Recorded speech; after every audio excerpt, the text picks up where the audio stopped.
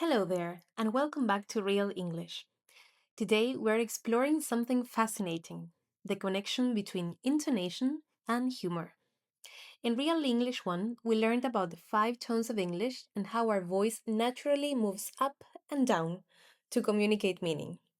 Today, we are going to see how these tones become absolutely essential for creating and understanding humor, especially sarcasm and irony. So let me start with a question. Have you ever been in a situation where someone made a joke, but you weren't sure if they were joking? Or maybe you tried to be sarcastic in English, but people took you seriously? If so, you're not alone. And the answer is often intonation. So let's dive in. Remember that scene from Friends we watched in the intonation video? Let me refresh your memory. Rachel is leaving Monica's apartment, and Monica asks, "Got the keys?" with a rising tone.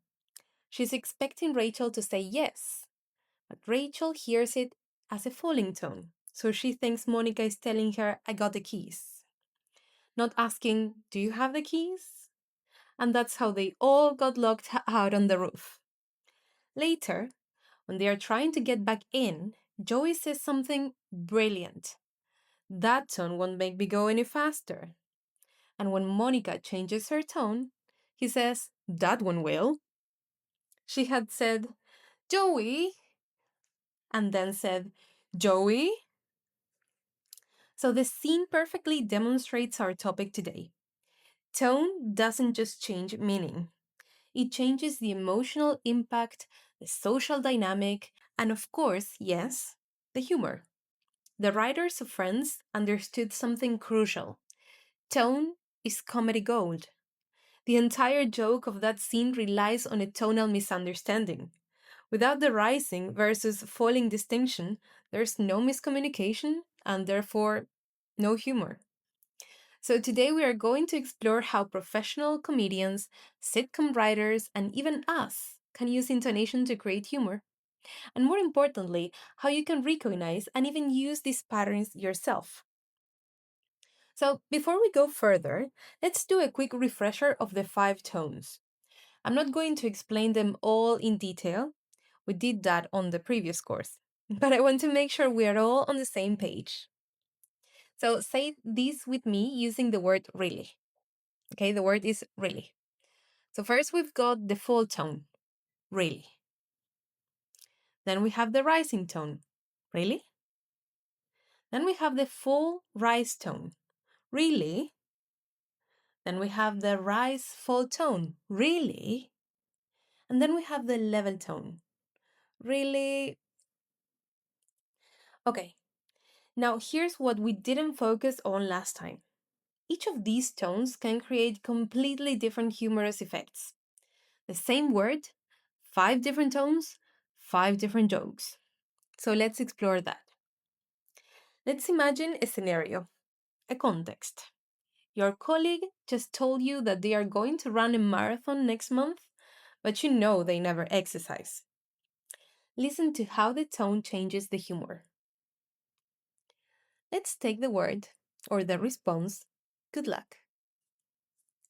So if I use a full tone, good luck.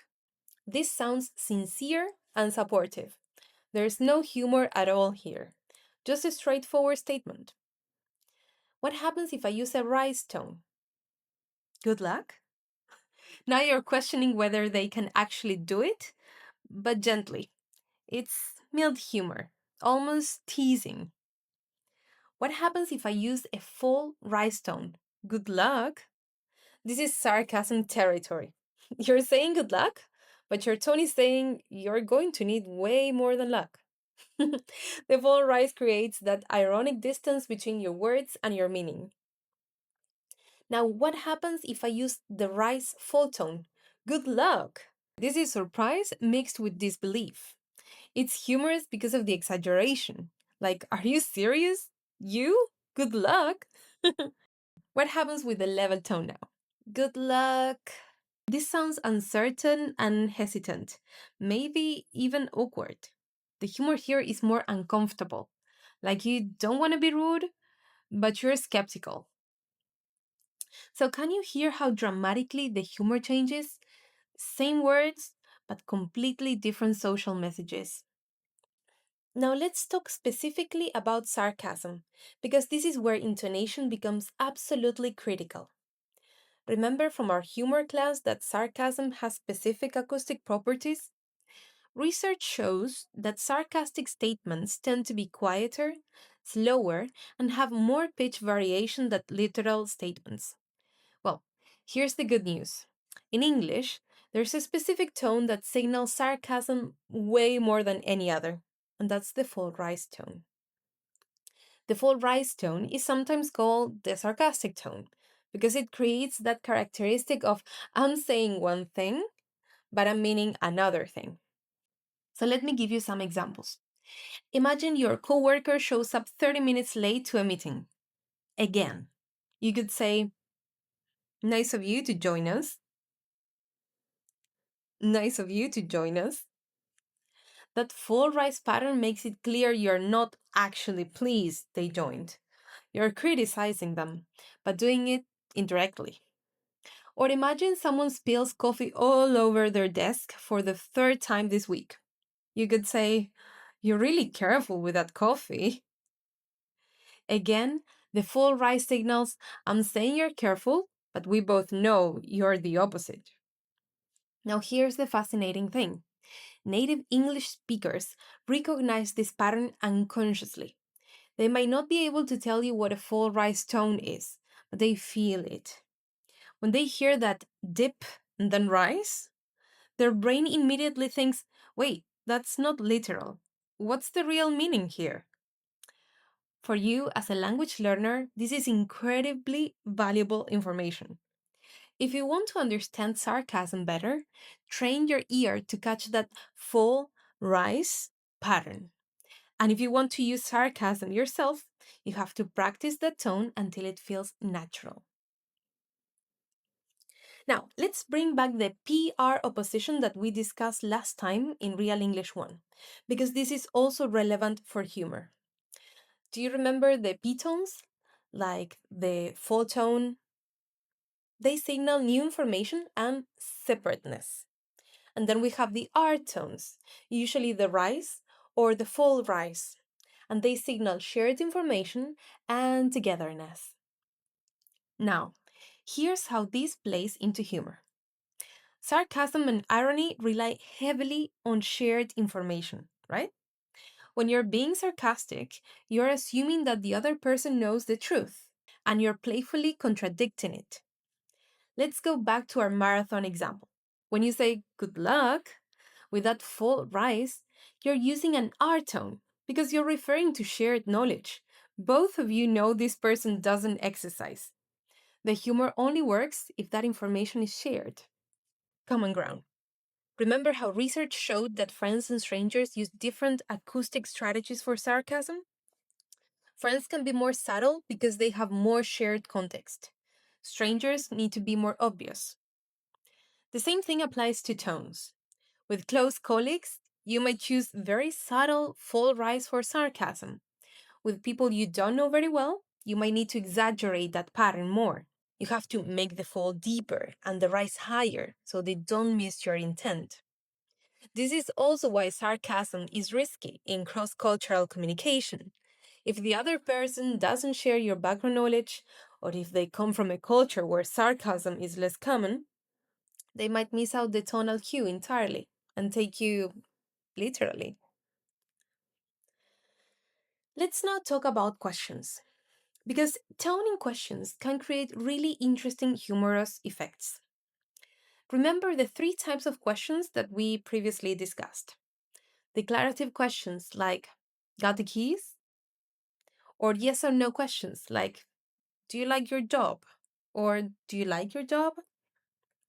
And WH questions like, what did you say? Or what did you say? Now, here's where humor comes in.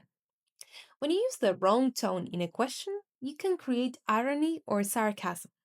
Imagine someone just told you an obviously terrible idea, like, I'm going to quit my job and become a professional tennis player, and you know that they cannot play tennis. You could respond with, That's a good idea. Notice what happened there. Grammatically, it's not a question, it's a statement. But by using a full rise tone, you're turning it into a rhetorical question. The tone says, I'm asking this, but we both know the answer is no. That's ironic humor.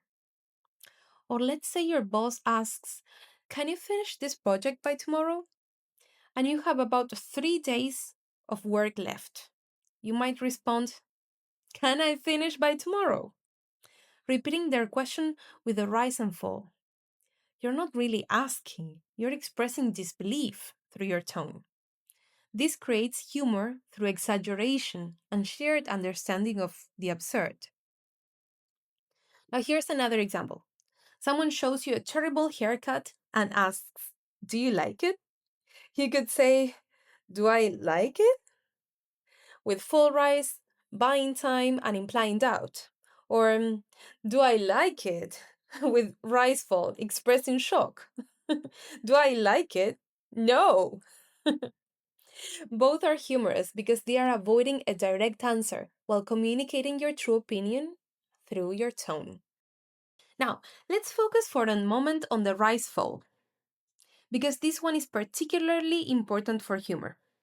The rise fall tone typically signals surprise, a strong emotion, or impressed disbelief. And in comedy, exaggeration is everything. So listen to these examples. You ate the whole cake.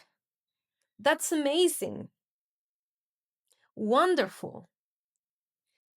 In each case, that rise fall pattern amplifies the emotional reaction. When used genuinely, it shows you're truly impressed or shocked. But when used sarcastically, like saying wonderful when your computer crashes, the exaggerated tone makes the irony obvious. This is really common in sitcoms. Think about characters like Chandler from Friends or Jim from The Office, my two favorites. They frequently use riseful tones when reacting to ridiculous situations, and that tone choice is what makes their sarcasm work. If you watch English language comedy, start paying attention to this pattern. You will hear it constantly. Characters use riseful tones to signal, this is so ridiculous, I can't even believe it's happening. Now, remember the level tone. We said last time that it signals hesitation, like when you say or in Spanish. In humor, the level tone can actually be funny, but in a specific way. It signals awkwardness or discomfort. So imagine someone asks you, do you like my new haircut? And it's truly horrible. You may say, it's quite something with level tone on both words. The level tone communicates your hesitation, and that creates humor through the awkward situation. It's like your voice is stuck because you can't figure out what you say. Comedians use this all the time for cringe humor, because those uncomfortable moments where a character doesn't know how to respond are a way to signal awkwardness, and so you have to use level tone. But here's a warning. Don't accidentally use level tone when you're trying to be funny on purpose. If you're telling a joke or if you're being sarcastic, a level tone will make you sound uncertain, and people will know if you're joking or just confused. Now, let's look at a quick example from the Office video, the scene where Jim impersonates Dwight. So, Jim is not wearing glasses, and he says, well, that's kind of blurry. Notice the fall rise? He's using shared information. Both he and Dwight know that Dwight can see well without glasses. So the fall rise creates that knowing, playful tone. Then he says, that's better. Now it's fall tone because he's introducing new, absurd information that he can somehow see better with Dwight's glasses on. The shift from fall rise to fall is part of the joke's rhythm. Now, when Dwight says, that's a ridiculous question, he uses fall rise because he thinks everyone should know the answer. And when Jim responds quickly with false, he uses a simple fall tone, delivered flatly. The humor comes from the tonal contrast, Dwight is animated with his full rise and low termination, mind you, and Jamie's dead cold with his fall. This is a masterclass in comedy timing and tone, because every single intonation choice is deliberate and contributes to the humor. Before we wrap up, I want to address something important for Spanish speakers. Sarcasm sounds different in Spanish and English.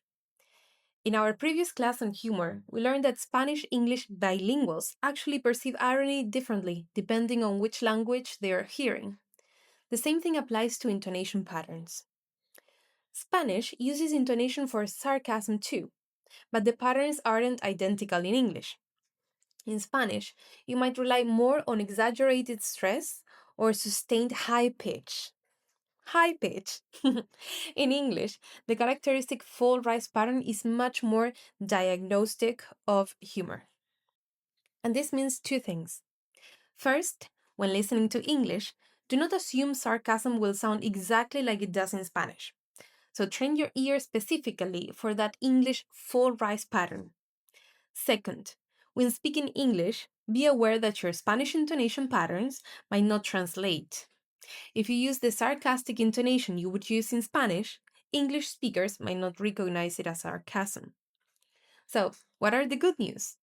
Once you learn to hear and produce the full rise tone, you will become much better at both understanding and using sarcasm in English. Now, let me leave you with some concrete strategies for improving your intonation in humorous contexts. First, practice the full rise tone specifically. Take a phrase like, "That's great," and practice saying it sarcastically. "That's great," for example. Record yourself. Does it have that characteristic dip and rise? Compare it to the native speakers. Second, watch comedy with subtitles and pay attention to tone. When you read a sarcastic line, stop and listen to how the actor delivered it. What tone did they use? Why did it work? Third, notice the tonal contrasts. Because comedy often relies on characters using different tones in response to each other. One person may use exaggerated rise fall tones, while another stays flat with fall tones like Jim did. That contrast in comedy is funny. Fourth, be careful with your R tones when being sarcastic. That is, the rise and the full rise tones. Because remember, sarcasm assumes shared knowledge. If you're not sure the other person shares your background knowledge, your sarcasm might not land. Or worse, might offend. And finally, when in doubt, use clearer signals. If you're worried that your sarcasm won't be understood, you can add verbal cues like, "yeah, right?" or "sure." That make your intent more obvious. And remember, friends can be subtle. With strangers or in professional settings, be more explicit. Now let's wrap up what we have covered today. Intonation isn't about grammar or clarity. It's fundamental to humor. The five tones of English create completely different humorous effects, and understanding these patterns will dramatically improve your ability to both comprehend and produce humor in English.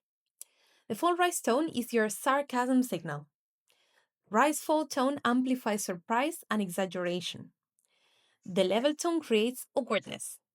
And the interplay between P and R tones reflect whether you are sharing information or introducing something new, which is crucial for irony.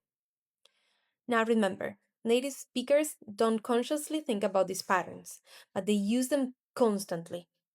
Your advantage as a language learner is that you can think about them consciously, analyze them, and practice them deliberately. So start listening actively. When you hear humor in English, ask yourself, what tone did I use? How did it contribute to the joke? Could I reproduce that pattern?